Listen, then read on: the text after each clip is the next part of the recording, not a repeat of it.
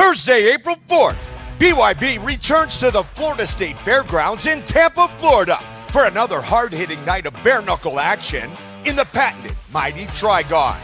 Cub Hawkins makes his first title defense of the Police Gazette World Diamond Belt when he faces Chad the Butcher Kelly for both the Police Gazette belt and the vacant BYB Cruiserweight title. Agnesa Kirakozian and Shelby Cannon face off for the inaugural BYB Super Flyweight title. Plus, explosive cruiserweights Yuli Monster Diaz and Zion Tomlinson battle in a title eliminator matchup. And former title contender Rashad Coulter goes toe-to-toe with Brazil's Levi Costa in a heavyweight showdown. Catch these and much more. Visit BYBExtreme.com for tickets and information.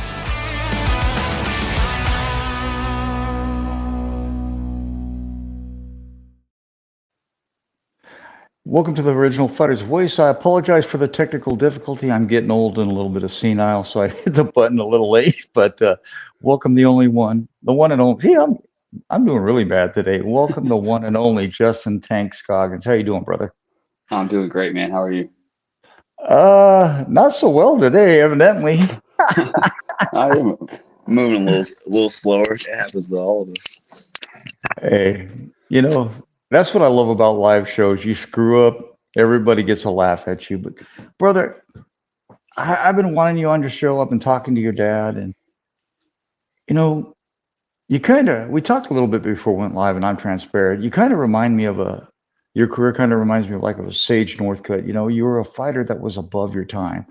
I mean, I think that the sport wasn't ready for you, and I don't think you were ready for the sport, but you still jumped into it anyway.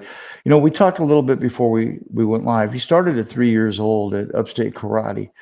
What was it like for your brother was 3 years older than you? God, I'm going to get I'm doing really good. We all have J names too, so we'll stay away from naming the siblings. Yeah, but what was it like for you to start at Upstate Karate, bro? I'll get right on track here because I hate messing up. I'm gonna ridicule myself later for this. No, it's good. Starting at Upstate. So my older brother, he was 6, and he was starting, and he was already in kind of the older kids class. So they have a little Dragons class, which is for the really, really small kids. Which at that point I wasn't even 3 yet. When he had started, I was 2.5.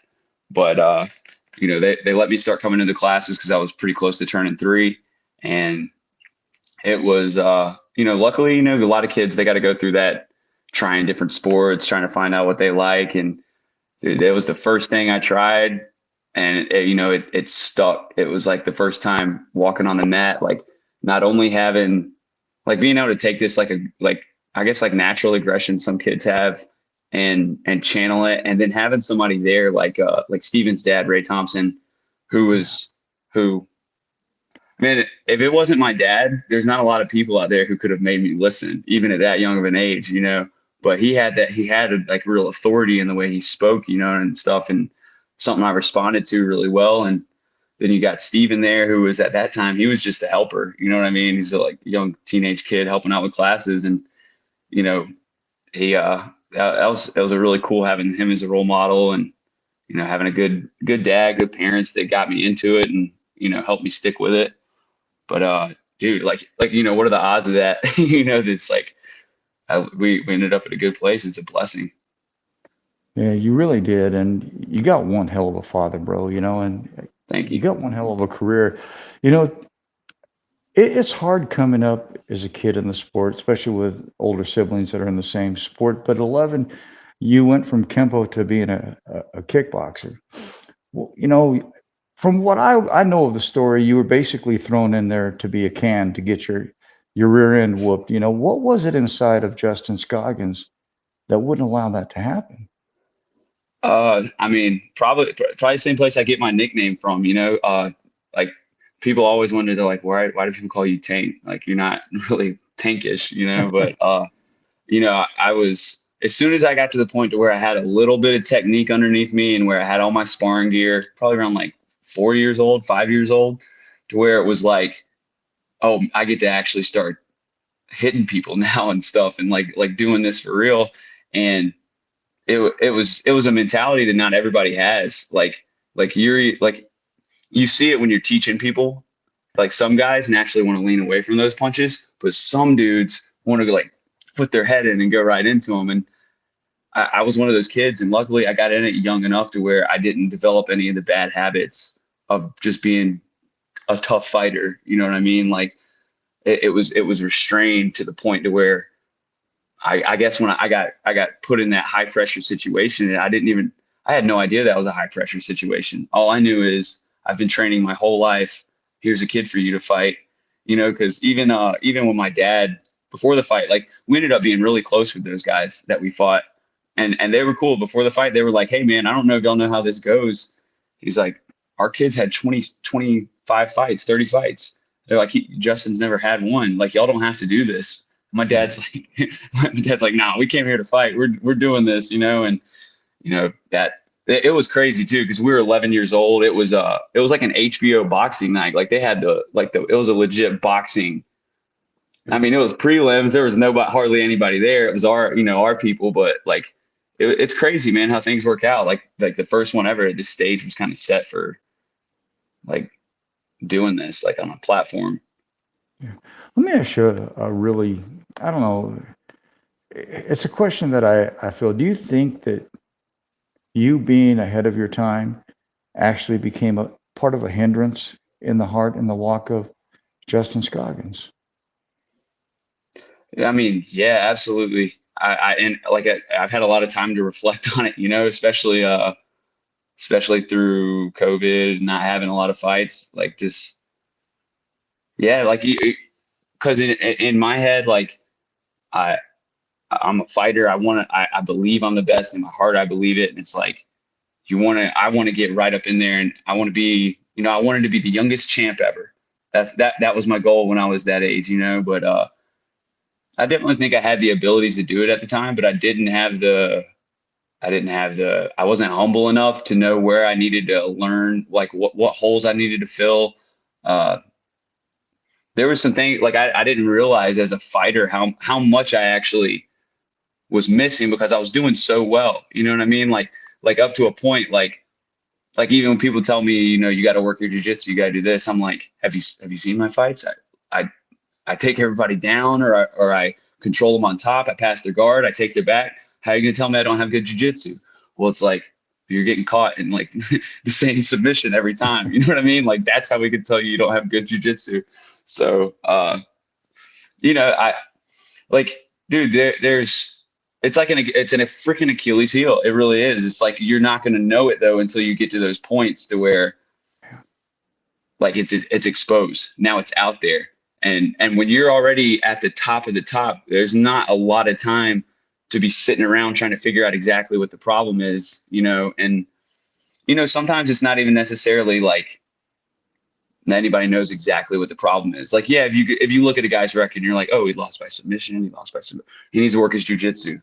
But it's like sometimes it's not necessarily jujitsu, it's an MMA thing. It might be you're getting caught up in transitions between striking and jujitsu.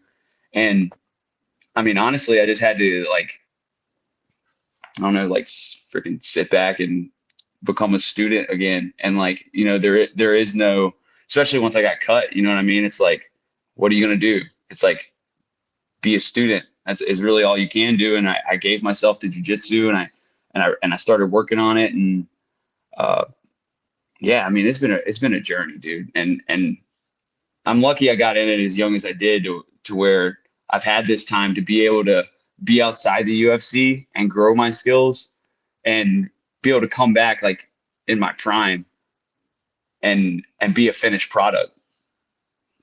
Yeah.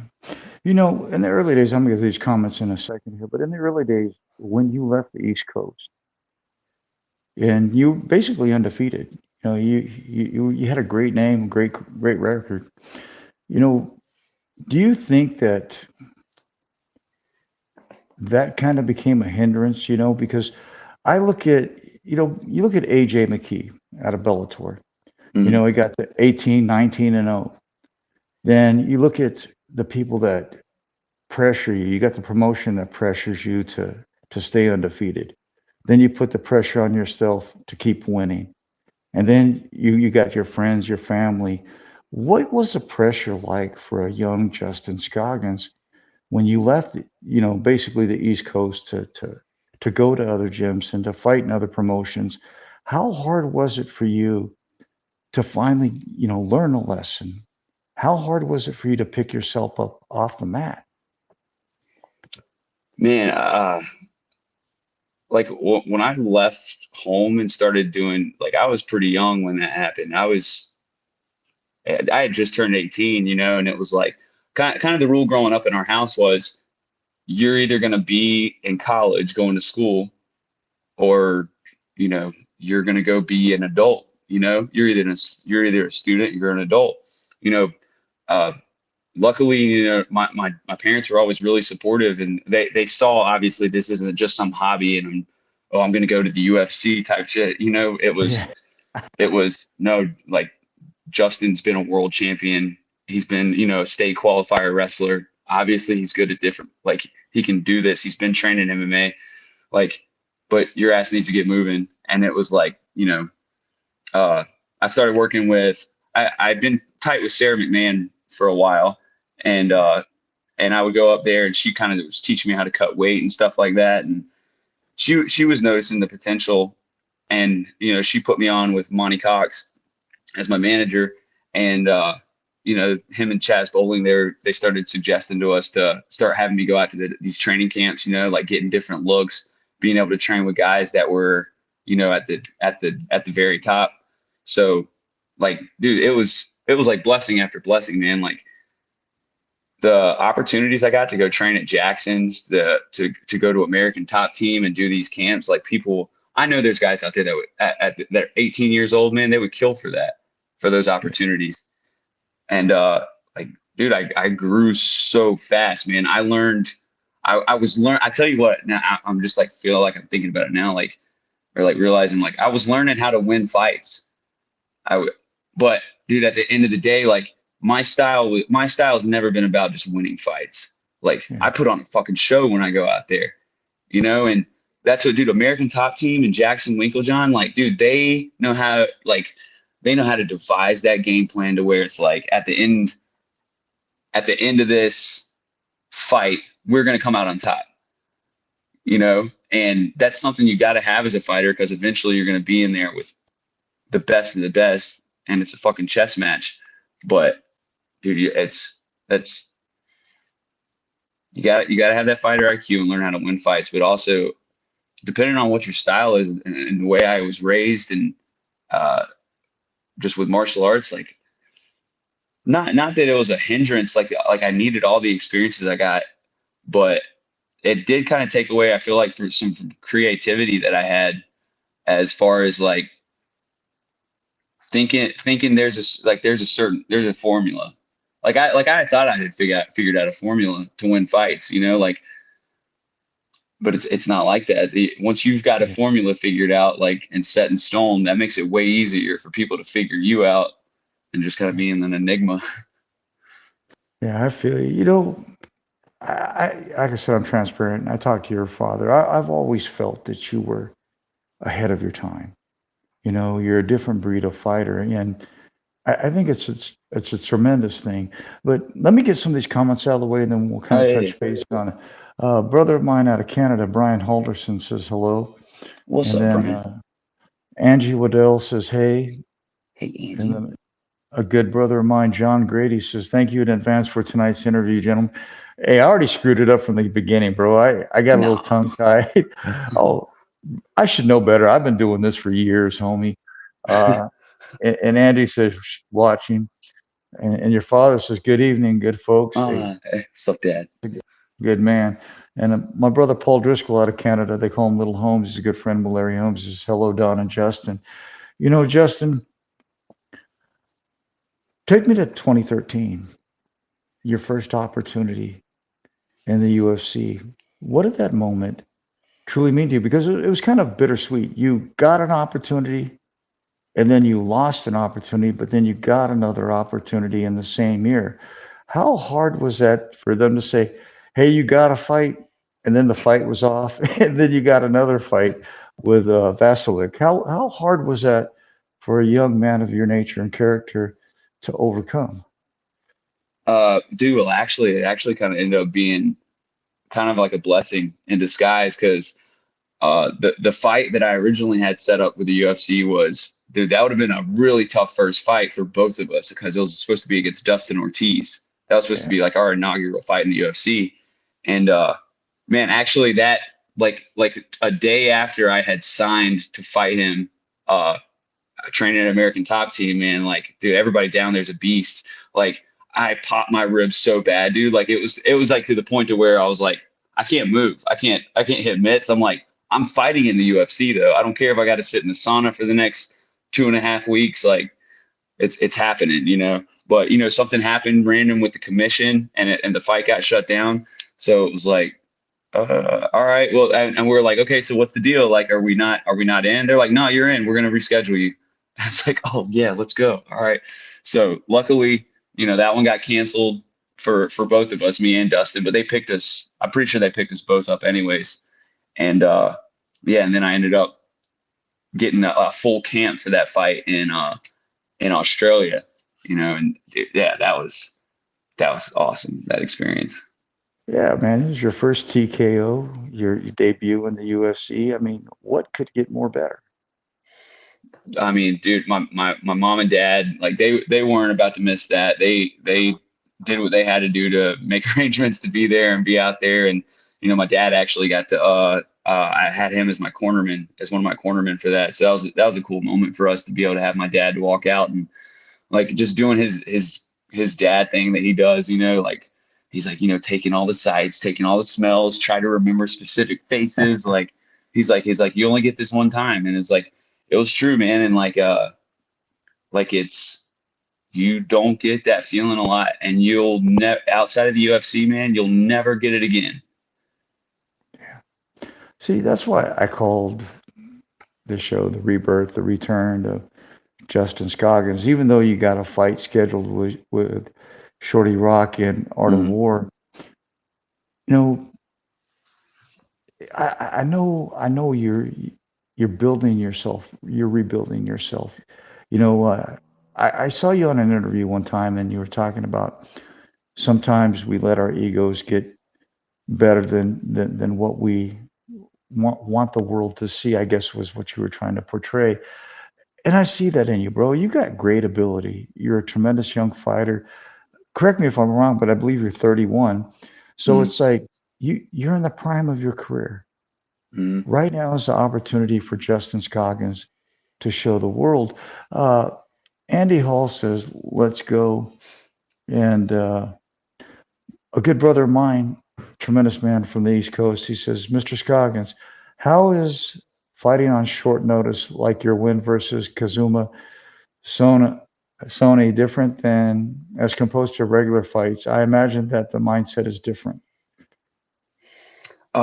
Man, actually, like my last few fights, MMA fights, like I had my last one against Josh Smith was on 7 days notice, and they wanted me at flyweight. I made one. We did a catch weight at 130. I made that on 6 days notice. So I mean, I know I can make flyweight still, but dude, I don't know. There's something for me personally about fighting on short notice. Is I don't. I'm always training.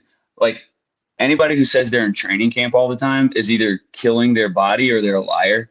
So I maintain myself every single day.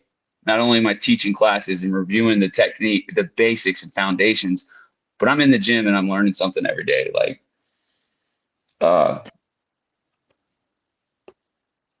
It's hard, bro. It's like I know where you want to be, but mhm, go ahead and finish your thought. You know, it's because to have something and then to have it taken away, it redefines us.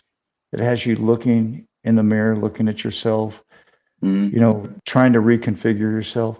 How hard was it for Justin Scoggins to pick himself up after 3 lessons, bro? And you're going to understand my point of view here in a second. How hard was it for you, bro? Because I know I've been in this industry for 40 years. I've seen it happen multiple times to multiple fighters. I even knew one guy that lost his first 7 fights, was ready to give it up, and came back and became a world champion. So what was the mindset after the 3 losses that had you be reinvigorated, re-inspired, and create a new Justin Scoggins? I mean, the fact that I don't give up on dreams, and I won't let road bumps I won't let anything convince me that it's not my dream still. And I see it happen, man. Like, my managers told me, dude, they're like getting into the UFC, especially for someone like you as an exciting style. That's not going to be necessarily the crazy hard part. The really hard part is getting back in. They're like, so if you get in and you fuck around or whatever it is, like you know, you got to keep winning.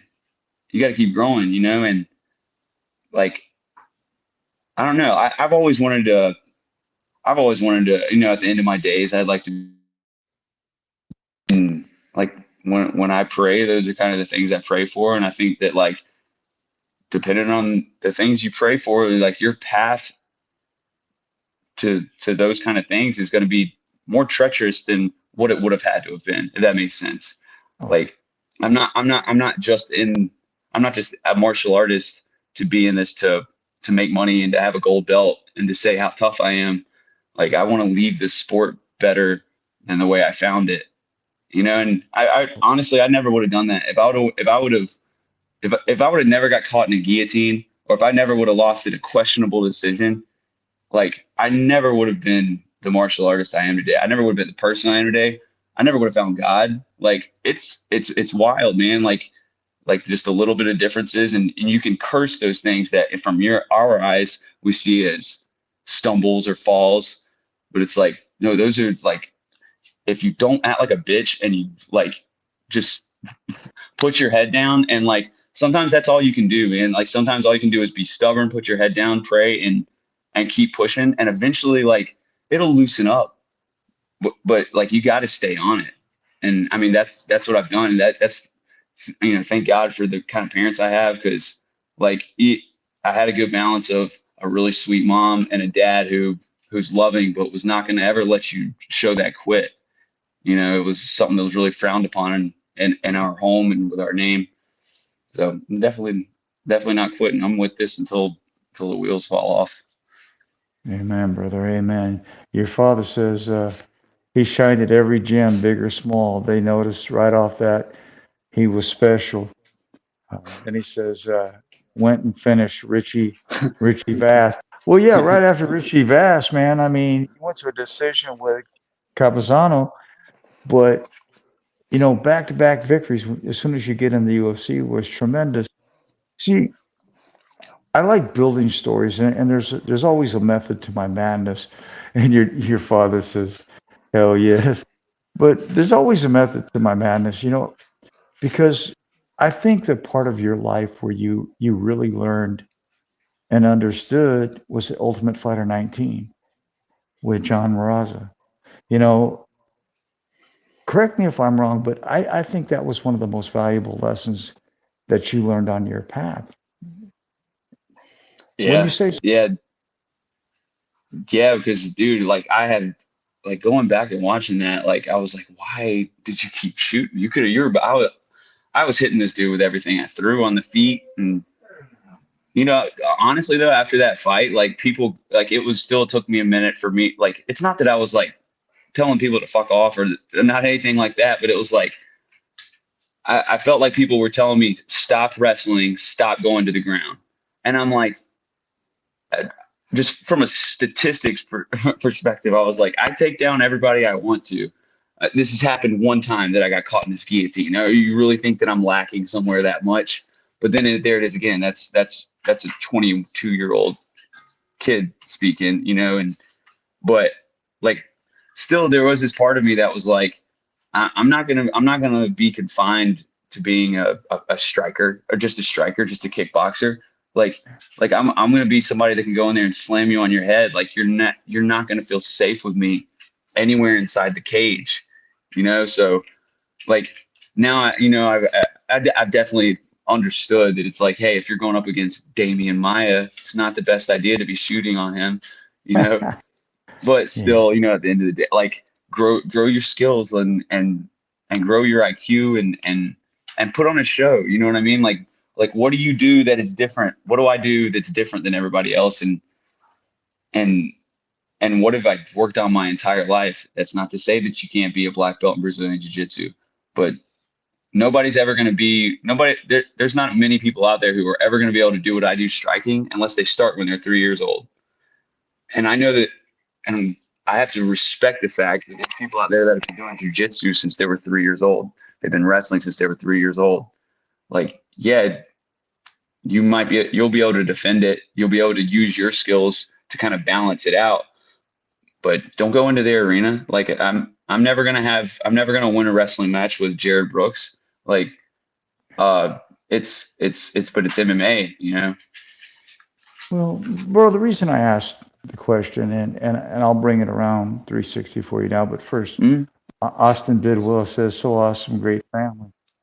Mm-hmm. But X6 the pool. reason I did is because you've learned, you've matured, and now you're ready. You're ready for the return. There's all aspects in every one of our lives where we think we're the cock of the walk. We think we're the best at what we do, and then we get humbled. And now the young man sitting in front of me, he isn't the Justin Scoggins of 2013. He's the Justin Scoggins of today. You're a young man that has looked back, like Matt Hughes said, and Kung Lee and several legends before you. They said, you take a car, for example, the windshield is so big because that's your future. And the rear view mirror is so small because you're only supposed to look back in it when you need to remind yourself of the mistakes you made and how to re-humble yourself. That's What good. what does it mean to Justin Scoggins to be on bended knee, laying that new stone to rebuild this path back to the UFC? It means, I mean,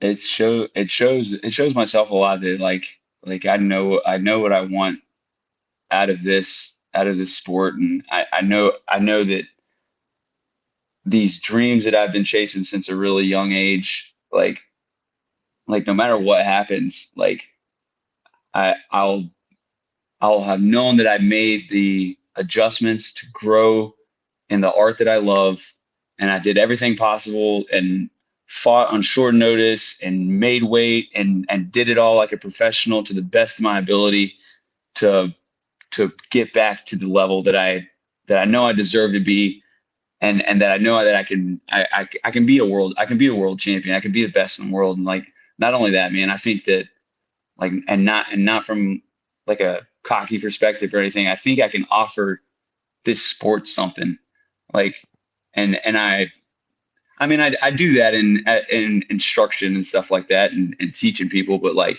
as far as like being on a platform to where like you can show the whole world, like, it's like, when Brazilian Jiu-Jitsu came on the scene, man, like that changed this game forever. And like, now obviously it's evolved to the point to where guys are figuring it out, but like there's things to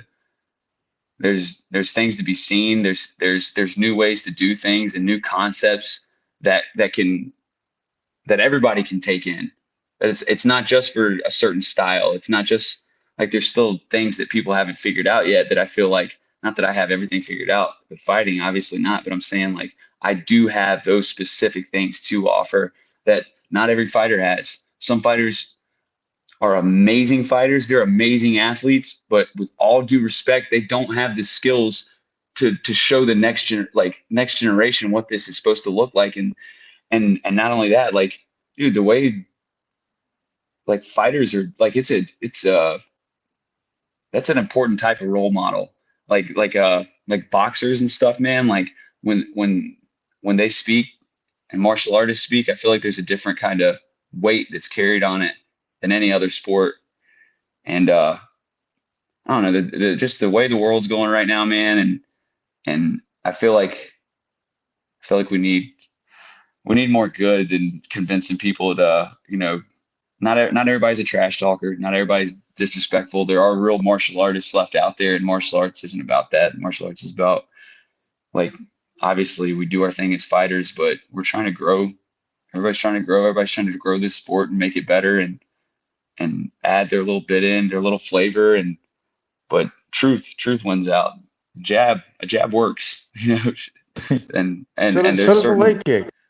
yeah, leg kick works. Like, and there's these concepts, man, that, like, movement, that come from karate and stuff that I've done. I don't see anybody else do, like, there's it's a cool sport, man. It's a cool art, and I'm happy to be a part of it, and I'm excited to get mine. Like, I really have faith that I'm gonna get back to where I want to be, the UFC, and be able to show this like new improved, like, mindset, everything. Like, it's different. The landscape in the UFC flyweight division has changed.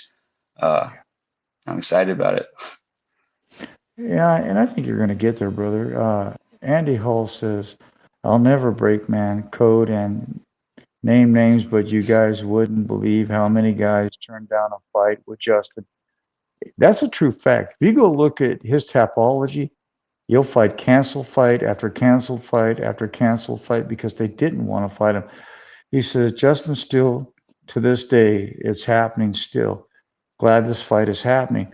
And I actually know Shorty Rock from a long time ago. So I think this is a great fight for you. I think it's a great fight for you to show the world the reemergence of Justin Scoggins. I really think it's a tremendous opportunity for you, brother. And my adopted grandfather said, just got in, welcome all. And then What's up, man? Austin Bridwell says, grow through everything. You got this. And Andy Yes, sir. Hall says, Torb Smith in one round destruction. And then your Yeah. dad, your dad said that the best Justice Goggin the world has seen is right now. You Hey, let's know, go. I believe that, bro. I I do. believe that I because know it, man. Like, I know it in my heart. It's yeah, man. It's like Muhammad Ali has a really famous quote. It's like, I'm the greatest. I said that before I knew I was. And, like, I really said that before I knew I was. Like, I was doing what I was saying, what I thought I needed to say to myself. You know what I mean? And uh dude, but now it's different, man. Like, it's not just like a self-affirmation, like, mantra or something. It's like, no, like, I believe it, and I'm showing it, man, because it doesn't matter who has been hitting me up for a fight. You want to fight on a week's notice? Hey, as long as I can make that, what's it at, 135? Okay, a week's notice, yeah, let's go. I'll walk, because I about walk around about there because I'm training all the time. Like, and if you a lot of those canceled fights, man, these are guys that were ranked at 135 in the top in the country, talking about they're about to be in the UFC next. So when I hear that and somebody calls me for a short notice fight, I'm there next week. Guess who doesn't show up? The guy who just had a full camp. Like yeah, like Andy said, I'm not gonna name names right now because it's not about them. Like, it's about me now. But I've been there, and I'm trying to, like, I'm trying to show these the upper brass of the UFC, man. Like, I understand, dude. Like, there is a business side of this, and there's a way to act, and there's a way to conduct yourself. Like, you sell tickets, and also realize, like, you're you're putting on a show. You're working for a company, dude. Like, keep your act together. well, everybody, makes mistakes. It's when you realize it and move forward, Mm, then the opportunities come. Like for example, I live in the Midwest, and I when I came out here from the West Coast, I thought I was doing a great thing helping people out here. I didn't realize I was killing my own career. And people say, "Well, how could you do that? You were still work." It's guilt by association in this industry. and an attitude can kill you in this industry. And the moment I stopped helping people that didn't want to help themselves, I got my career back. You know, Yeah. you get it, bro. A lot of these people don't really That's get it, but you get it. And yeah. still to this day, they can't even stand me in my own city. But you know what? They don't matter, bro. See, that's one thing I love about you is I could see the piss and vinegar in you. I could see that you want to show the world that you deserve another opportunity to be in the UFC. Man, I can't promise you anything, but all I could do is give you a voice and give you a place to say something. We'll get this comment out of the way because I think it's great. He says short notice fights are usually the better fights. They really are. A good brother of mine, Tim Elliott, he'll take a short notice fight in a blink of an eye. He don't give a crap. But if you had to make a statement to the UFC and the upper brass and those that matter about the Justin Scoggins of today, what would that statement be, bro?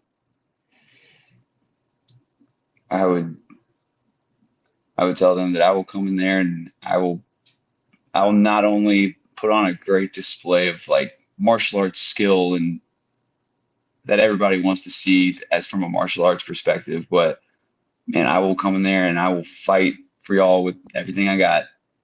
Eh, Like people that have seen all my fights, see me, do the bare knuckle, like they see that not only am I out there with legitimate like martial arts skills that I've developed my whole life, but there's a dog behind it that like I won't be denied and I won't give up and I'll put on some of the best shows you guys will ever see ever. Some of the best fights you'll ever see. And that's not me talking out of my ass. Go watch. Just go watch my fights. Like and the recent ones, like give me that opportunity and you won't be sorry. It'll be electric.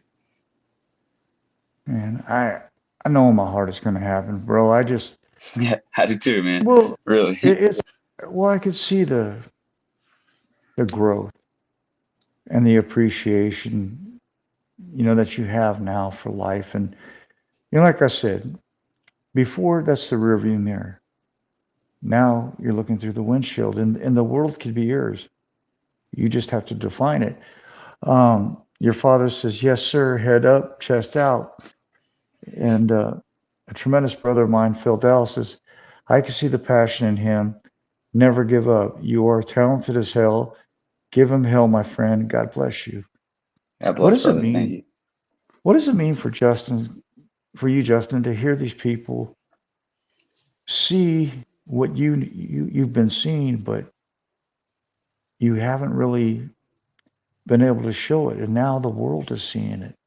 What does it mean for you to have the support, to understand this path where you didn't understand it before? it, I would do this. The support it means a lot, and it means especially more now that I'm just older and understand more that like people like not that I didn't understand it before. It's just like when I was younger, I guess I was so caught up in everything happening so fast. It's like you kind of lose touch. You lose touch with everybody who's been the ones kind of the ones that have been interested the whole time, you know what I mean? And it's nothing like I don't know. I have something to prove to them too. Like there's people who have literally watched every one of my fights since I was 11 years old out there, man. Like it's crazy. Like and I've never gotten to a point to where like it's always been okay. What's next? What's next with this fighting thing? What's next with this fighting thing? And but it's always been what's next to how we get back to the UFC. It's never been a question of like whether we're gonna give up or not. Like that's stupid to me. Yeah. Well, you can't give up It's on your dreams, bro. You can't give up on a dream.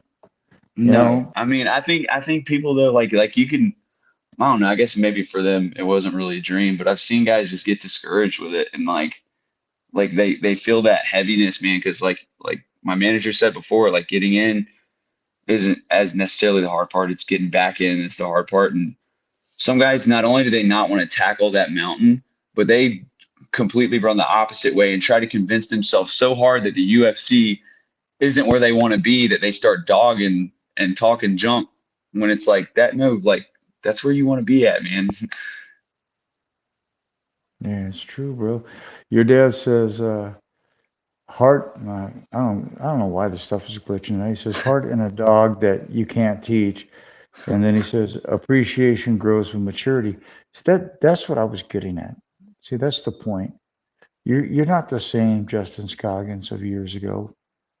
You know, I see a tremendous young warrior in front of me. You know, everybody has their ups and downs in life, and we have a choice. You know, I always tell people on my show, God gives us a straight path, and every once in a while we come upon a left and a right on the road. It's up to us what decision we make. Sometimes we make that choice to go left, and it could bring us to our knees. But once we come out the other side back onto the straight path, we've learned a valuable lesson. We understand the mistakes we made, and we know where to go forward in life. And I think you've done that years ago. And I think now it's your time to show the world that not only do you deserve to be in the UFC, but you've earned the right to be in the UFC. And I'm not saying that because you're on my show. If I didn't honestly think you deserved to be in the UFC, I would tell you, you Yeah. know, because first thing I'm not going to do is blow smoke up your ass. I don't care if any Right. of your friends or whatever get mad at me, but I believe in you enough to have you on my show. I know great things have happened for people that come on my show because I want to show who you are. I want the sport to see where your intent is. And brother, I couldn't be more proud of you, Justin. I remember your fights, Like, and I always said the kid was going to be something. Then you just kind of disappeared for a moment, mm, and but now you're back. But see, that's the greatest part about life is you kind of drift back, you look at the world, and you come back in a whole new light. And I think you understand that walk now. And I think the past is behind you, and I think the future is going to be even brighter for you. You know, take me to, I think it's April 5th. What's it mean for you to go up against Shorty Rock? I mean, because he's been in the game a minute. I think this fight really suits you quite well, to be quite honest with you, in Art of War. You know, I know we've talked a lot about the UFC, but let's not forget the present. You yeah, know, absolutely. Yep. this could be an opportunity to get you back there because if you think about it, Michael McDonald, a lot of people came out of Art of War. I mean, Hmm. it's pretty crazy. You know, Art of War's been around for a minute. So, what does this opportunity on April 5th with Shorty Rock truly mean to you, brother?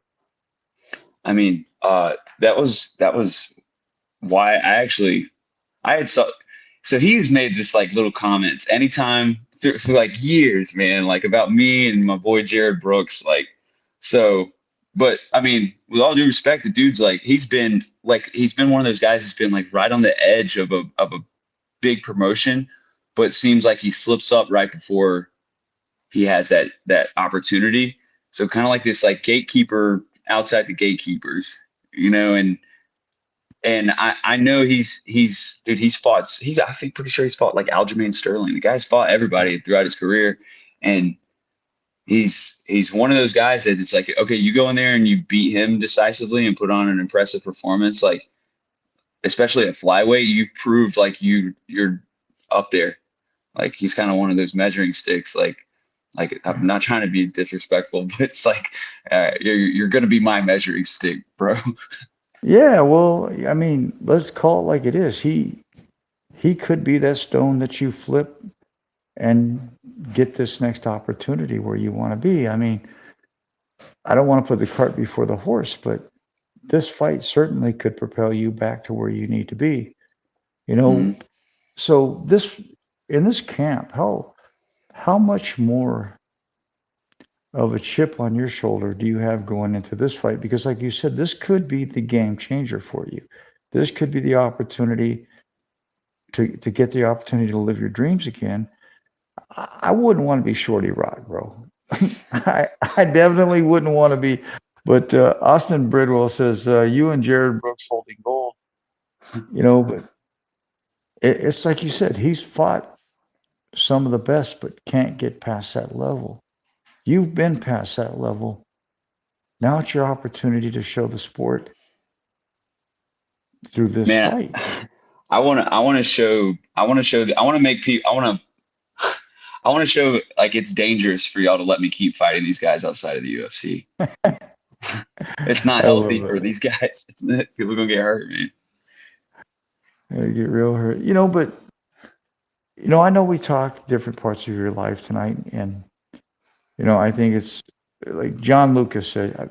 Thank you. He said perfectly said. Ooh, Dr. John. It's so cool though because you don't want to put the cart before the horse, but at the same time, this fight could create a broader future for Justin Scoggins. So when you went into this fight camp, how much more are you adding for April 5th? It's a push, man, and it's a like obviously you train hard for every camp, but this one is I'm treating it I've got a promise waiting.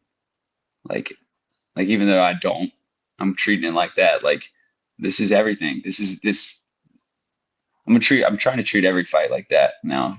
Obviously my last few have been like short notice, but I haven't really had a long camp. But like going out there, like you treating it like it's the last one, and treating every training session like, it's life or death, man. Like obviously I still have fun. I love this so much, man. I can't even pretend like I'm like angry, and like I have fun anytime I'm up there. Anytime I have gloves on and I'm jumping rope or I'm hitting the bag, like I'm loving it. But you know, we're having those grimy sessions, man, to where it's like nobody's gonna hold me anywhere.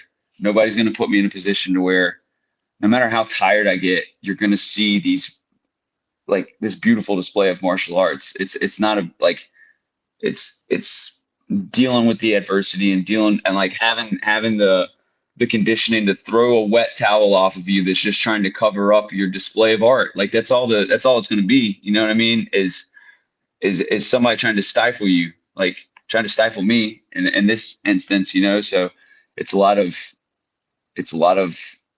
extension and just driving and perfect technique and crispness and being able to do that for 5 whole minutes, and if need be doing it for 15 minutes. But I promise, man, if there's no like just the I'm so healthy right now. I have no injuries. I train, like my training is so on point, man. Like my body has never been this way before. Like I've like within the last year and a half, 2 years, like I've been committing to my lifting, like not too much to where I can't make flyweight, and dude, I'm built differently than ever. Like there really is something that, like I used to think people were bullshit. Oh, he's in his prime. He is in his prime. I'm like, is this what this is? Like, I love it, bro. You know, I like a comment that your dad did say the appreciation grows with maturity. And I think you see the sport in a different light now. And, I don't want to take away from anything from Art of War, but what would you like to say to them? I I haven't been to an Art of War event probably since 2014, 2015. mm, But what would you like to say to them about giving you this opportunity? Because this opportunity could, like we said, propel you, into the future where you want to be. But let's not put the cart before the horse. What would you like to say, Art of War, to Art of War for giving you this opportunity?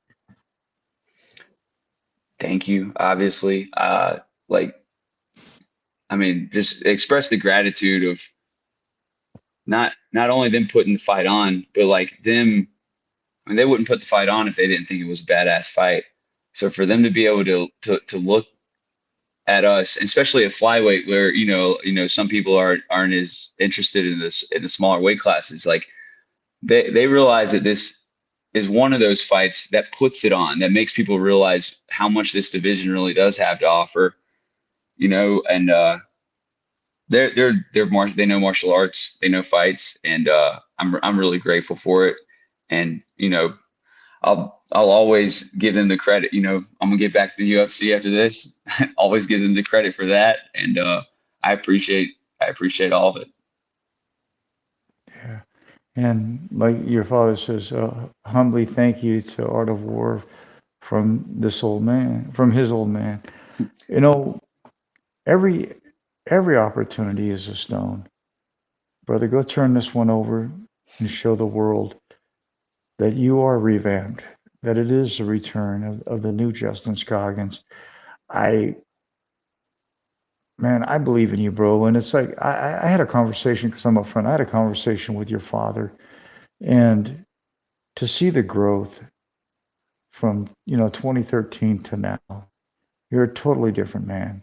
You have a new walk, you have a new love, and a new appreciation for what this sport gives you and what you bring to the sport.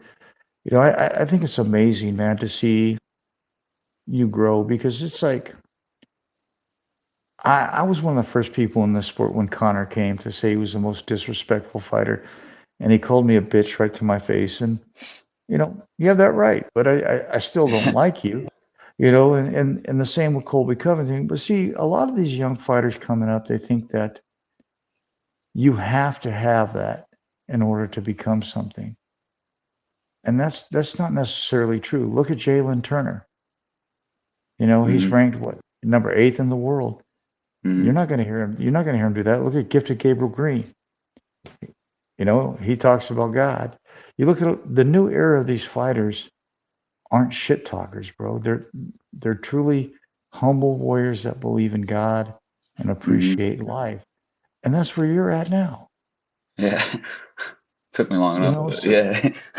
hey, we all got to learn. We all got skeletons in our closet. We all got things that we're not proud of. But everybody has that. It comes a point in a time where you have to grow.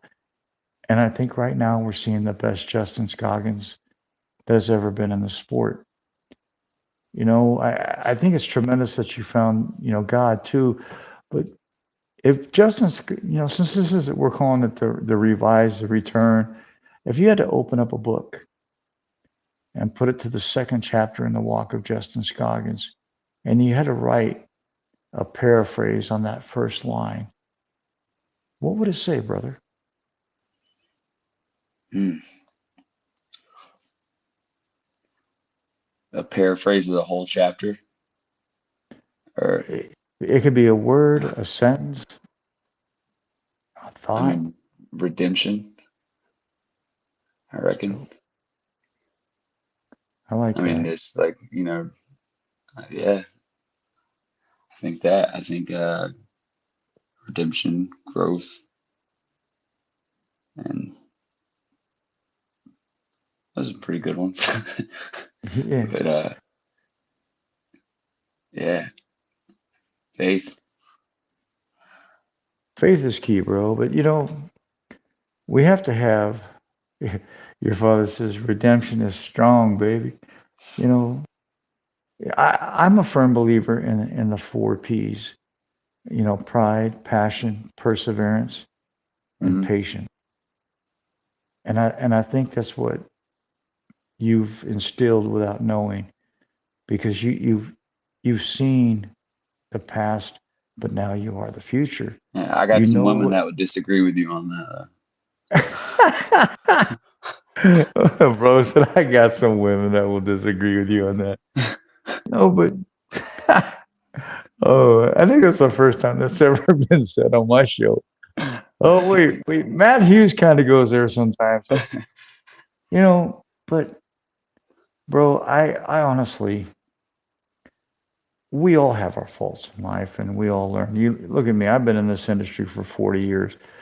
I have my master's in engineering science. I quit a 6-figure job to do a job that didn't pay me anything. It's because I love this. I love this sport. People that don't do what we do, they don't understand it.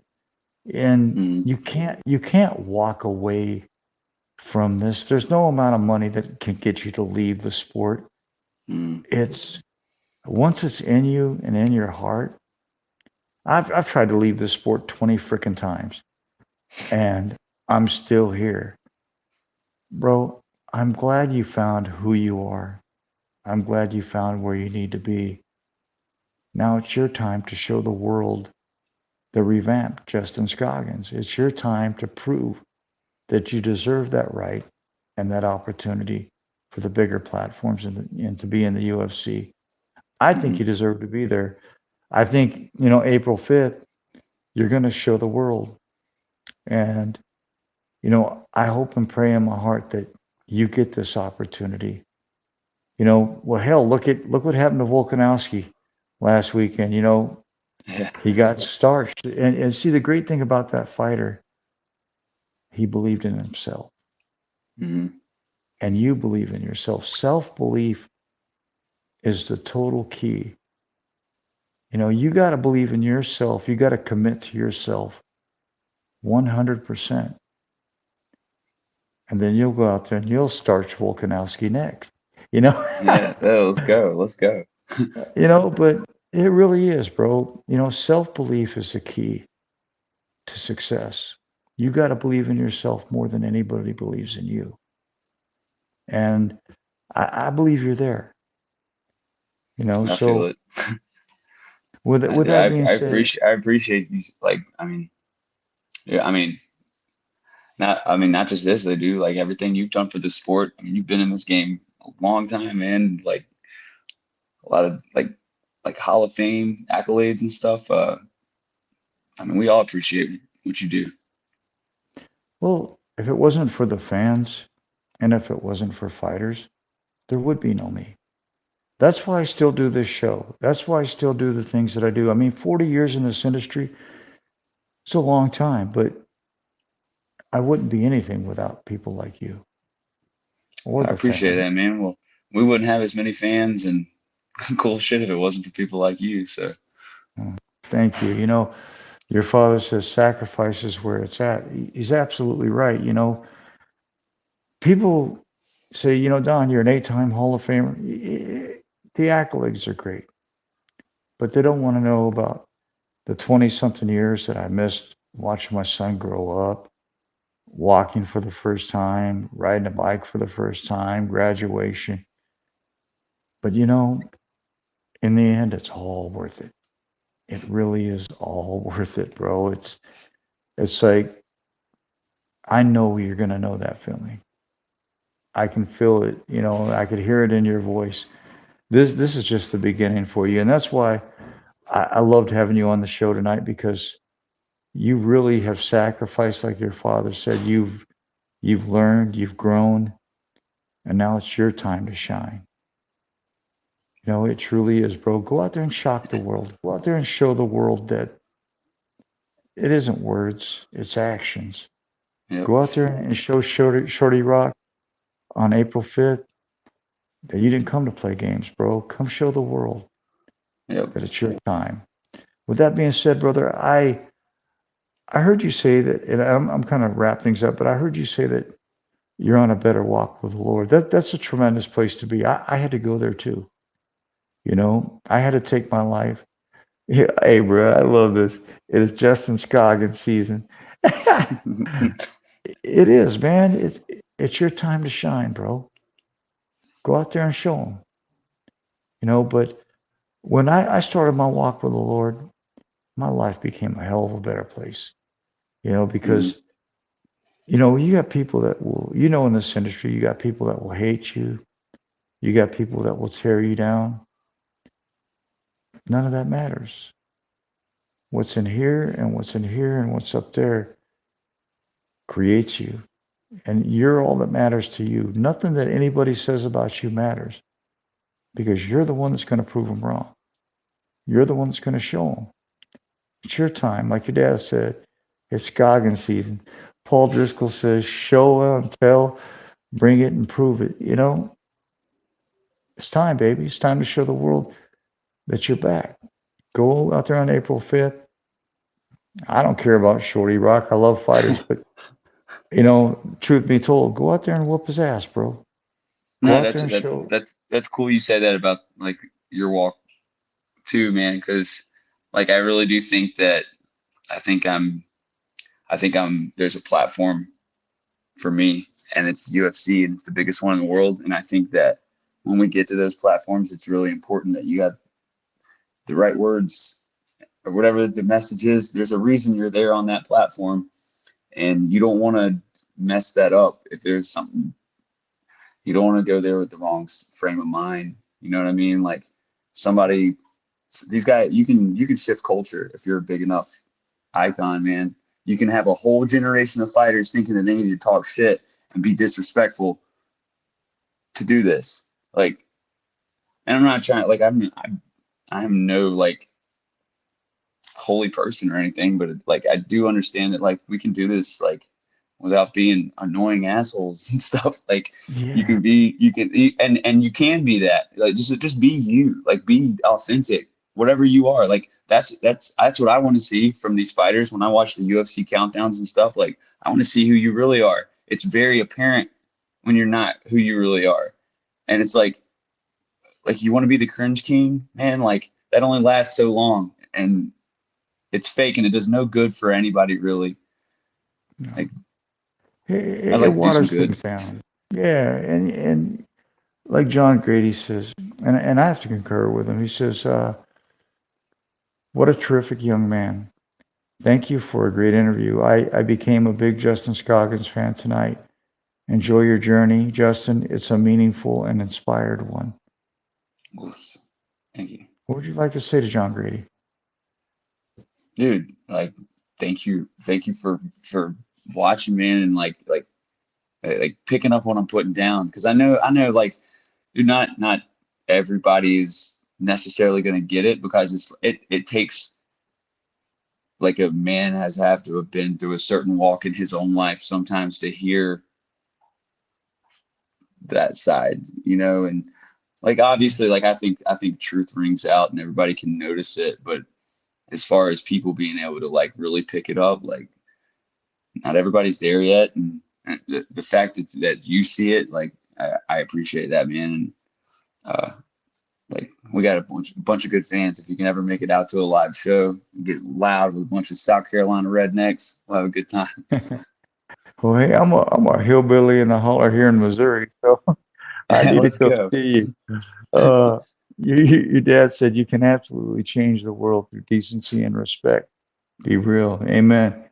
And the one and only Jared Brooks says, Scoggins. Hey, about to and still strawweight world champion Jared Brooks. What would you like to say to him, bro? You got an opportunity to say something to him. Dude, Jared Brooks, like, dude, I've been training with him for over the past 10 years. He's truly a brother to me. And he helped me grow to a place as a martial artist that like I I never knew that I could have reached. And he's been probably like besides my dad and my mom, like Jared Brooks has probably been my biggest fan, man.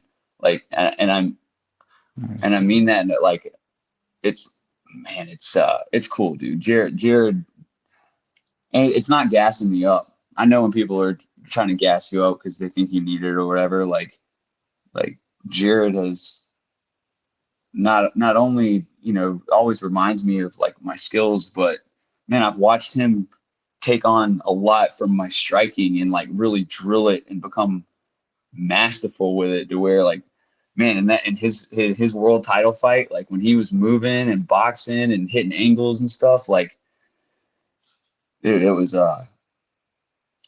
it's me and Jared have always had this cool connected path. Like we have the same birthday. I'm a year older, but we had the same birthday, May 2nd. He's got a brother named Jared, or he's got a brother named Justin back home, and I've got a brother named Jared back home. And like we've always known, like, dude, we're both gonna be world champions one day. We're gonna keep each other in check. We'll always be best friends and train together, and we'll always do this. And we'll keep each other on point, man. It's like, and even when, when stuff gets hard, we'll keep pushing each other. And dude, I'm so proud of him, man. Like he's about to go, he's about to go, continue changing his life for him and his family. And dude, there's good things that can happen when you get on the right path, and you find that narrow path and actually do your best to follow it. Like the blessings are real. Like I'm not trying to preach to anybody, but like I'm watching it work in my life. I'm watching it in Jared's, and it is about the respect though, and it's about the realizing the deficiencies I had and still have and have to grow on, and never being okay with where you're at. And it's a cool journey. It's fun. And, dude, yeah, Jared, he's fighting Joshua Pascal and defending his title, and I love watching him. He's an exciting fighter, besides the fact he's my best friend. And dude, he's got me ready. I've been in camp with him for this whole fight. So basically, I felt ready weeks ago. So I know he's ready. If y'all can tune in and watch him, he's gonna kill it. That's dope. He says Justin is the best in the world. And then your pop says Brooks is family to all Scoggins. And then Jared said he has always been the best. And Chris, your pop says Brooks is closer than blood. I think this is cool, bro. I think it's so cool to. Jared Brooks says, in due time, April 5th, resurgence. I think that's dope, man. And God, there's so many. I didn't even know all these comments were down here. It's like it's glitching tonight for some reason. Chris Carter says, y'all trying to make me cry. Respecting the process. And then Austin Bridwell says, still sharp and still. God will bless you always. Well, you got some really cool homies, bro. They believe in you. And go prove them right, bro. Yeah, go show absolutely. them. And it's like, we're going to make your daddy cry. Hey, now that he's got grandkids and shit, it's not that hard anymore. Oh, I give my brother Bill Clancy, because I had him on here a couple of times. He's one of the top refs in boxing and in bare knuckle. And, I gave him crap for crying. I said, you're crying like a little broad, bro. He goes, but I'm sensitive. You should have never told me that, bro, because I'm gonna rub it into the day. We're going into the National Boxing Hall of Fame together in April. So it's nice to be able to razz. But dude, congratulations, by the way. That's amazing. I appreciate that. I'll let you read that comment, bro. Oh. Anything you want to say back to him? I love you, Dad. Bro, thank you for coming on. God, I didn't even realize we've been on here for an hour and 10 minutes. No, yeah, we're getting it, man. I appreciate the conversation, man. Like, time hit me up flies sometime. when you're. Oh yeah, well, it flies when you're having fun. But bro, before we kind of wrap things up here, just be the best version of you. Yes, sir. See, I'll put it in a different way, because it's like I've had moments where because as a photographer in this industry, if I have a horrible night, that's the end of my career. Fighters get a second opportunity. You can have a bad night in the ring or the cage or on the mat. You get a second opportunity. I don't. So, bro, look at it as you're a photographer. Look at it as it's your only opportunity. Look at it as you don't have a cushion to fall on. And then that way you'll just keep pushing yourself that much harder and create that much more greatness. Because the Justin Scoggins that's in front of me right now, bro, I'm proud to call you my brother, because you've come a long way. You truly have. And your dad says, I love you. And then Trevor Burgess says, Justin, You and Jared are two of the best athletes on, and all around humble people I know. What would you like to say to Hey, Trevor, bro? You got some great friends, homie. You got a lot of people that believe in you. man, like, thank you. And Trevor, I appreciate that. Like, we're, we're, we've been doing this a long time, and we've gone through our periods of not being so humble, you know what I mean? And I've gone through my periods, and I still got to keep myself in check on that. But it's it's it's cool to be able to share this sport with everybody, and getting to a point to where you realize that's what you love about this, and that's what I love doing, is that I love being able to share it with people, like my art and what I do, because I mean,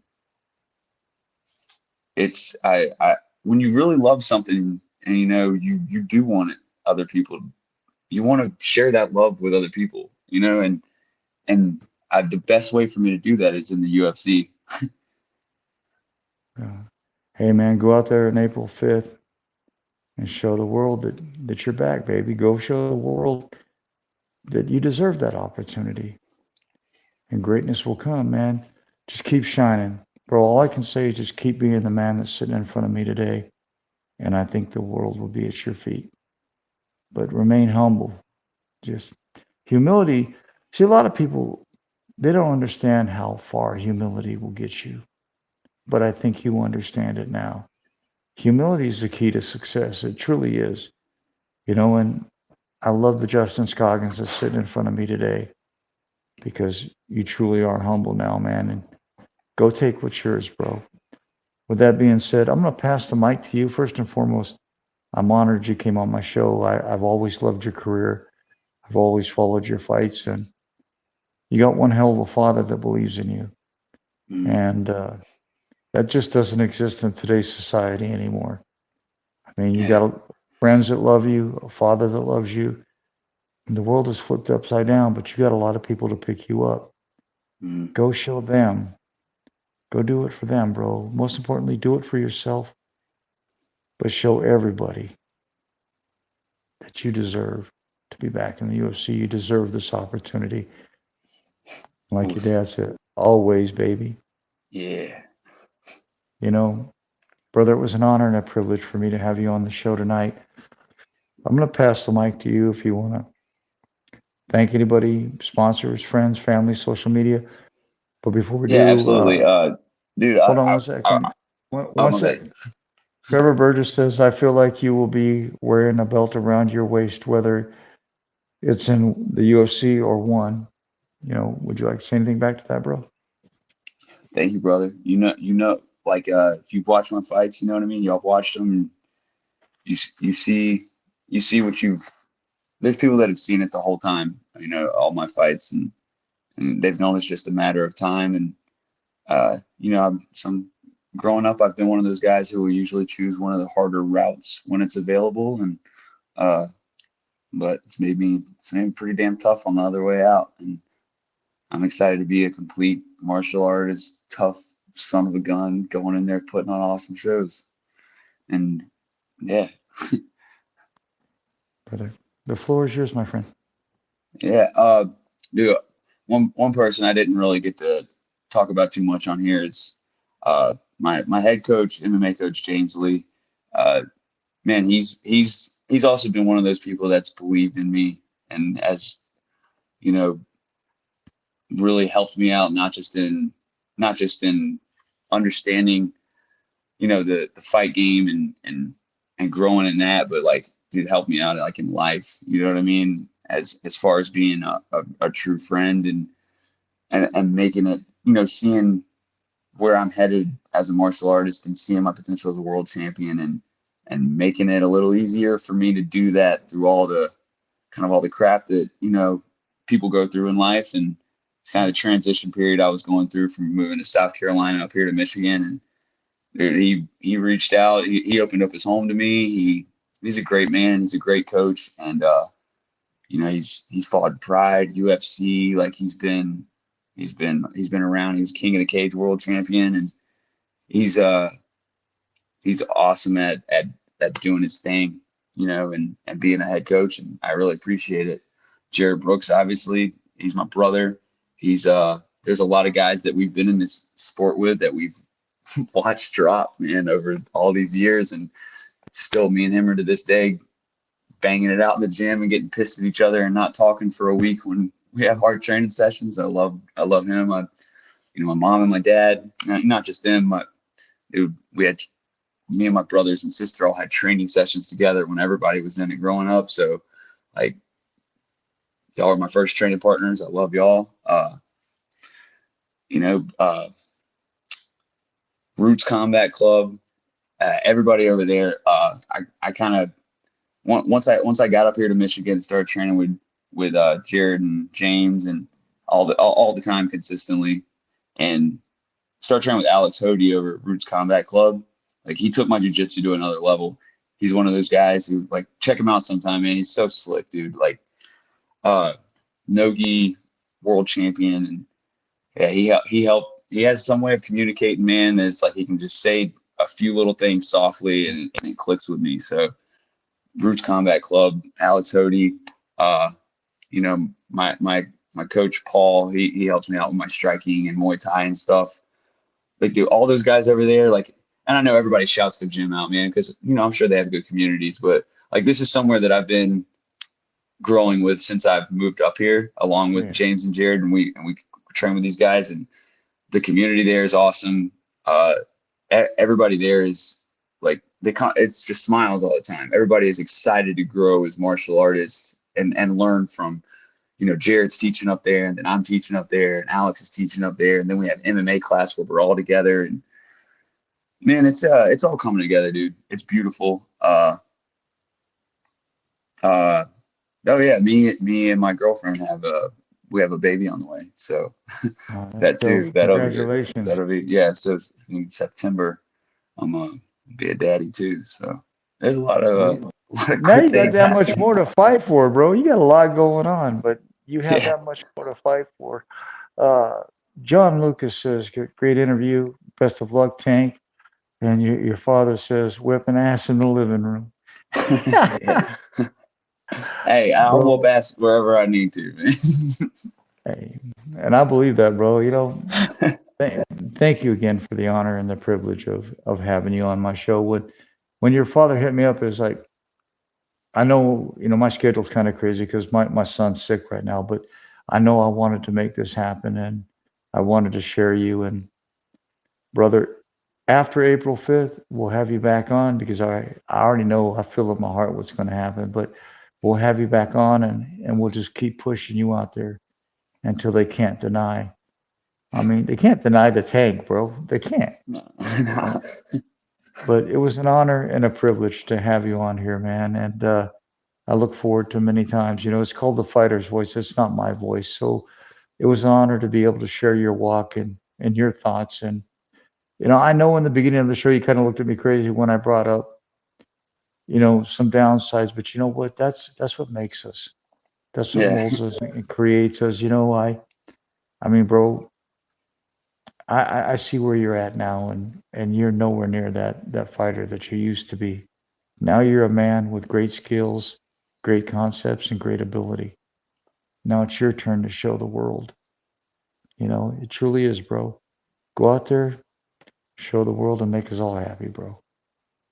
Man, thank you. The honor is all mine, man. I really appreciate you having me on, and helping me get my voice out there. And anytime, we'll stay in touch. Anytime you want to have me on, definitely after the fight in April.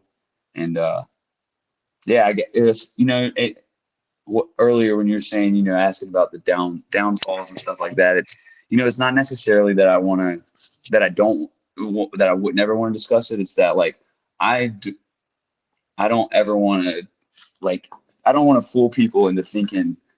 I want people to know where I really got. Like, I want people to know where it came from without sounding like everybody else who does it that way. You know what I'm saying? Because it's an important message that the whole world needs to get, and you can really turn people off to it easily. But like, yeah, that relationship with the Lord's real, and it's good for you. Well, you want to take us out of prayer? You don't have to. Yeah, let's pray for your son while we're at it. Do it. All right, bro. What's Let's his do name it. again? Anthony. Dear Heavenly Father, thank you for your son. Thank you for your blessings, God. Thank you for forgiveness and grace. God, thank you for the strength to continue through trials. And we don't ask for an easy life, Lord. We ask for the strength to make it through a hard one. And God, we ask for the strength to overcome the battles we're in and to be able to handle stronger battles in order to build your kingdom, God. God, please send healing for Anthony. God, be with Don and their family, Lord. Watch over them. Wrap your hands around them. Heal them like we know you can, Lord. And let your will be done, not ours. In the name of your son, Yeshua. Amen. Amen. You're stuck with me now, bro. Yes, sir. God bless you. Amen. Thank you so much, brother. And I can't wait to have you back on again, bro. Absolutely. Hey, Pops, you don't gotta thank me. You know, see, that's the thing about life. We all lift each other up. We all help each other up. Well, if the way I feel about this world is so turned upside down, if we don't cling on to the real that we have in our life, and we don't if we don't continue to push up the real that we see, and give the ones that we believe in opportunities, then we're failing. You know, we got an opportunity to live life when life was great. You kids coming up now, the world's been flipped upside down on you, and it's hard enough just to live, but to have everything that's going on around us, and it makes it that much more harder, you know. So, man, just keep doing who you are. And like your dad said, we're now family. Amen, my brother, we are. But Austin Bridwell said, Amen. But Amen. don't give up faith, no matter what, bro. See Mm. past the ignorance that's around us and keep striving to be who you are, man. And I guarantee you, 2024 is definitely going to be your year, bro. With that being Yes, said, sir. I want to thank you, and I can't wait until after April 5th. We'll have you back on, and we'll have another chat, bro. Absolutely. Thank you so much. I appreciate you, Justin. And You have a thank good you, night, man. man. You God too, bless. brother. All right. God Man, I love that kid. Chris, thank you so much. Man, and yeah, we are family now. And you know, I screwed up at the beginning of tonight's show. I'm transparent.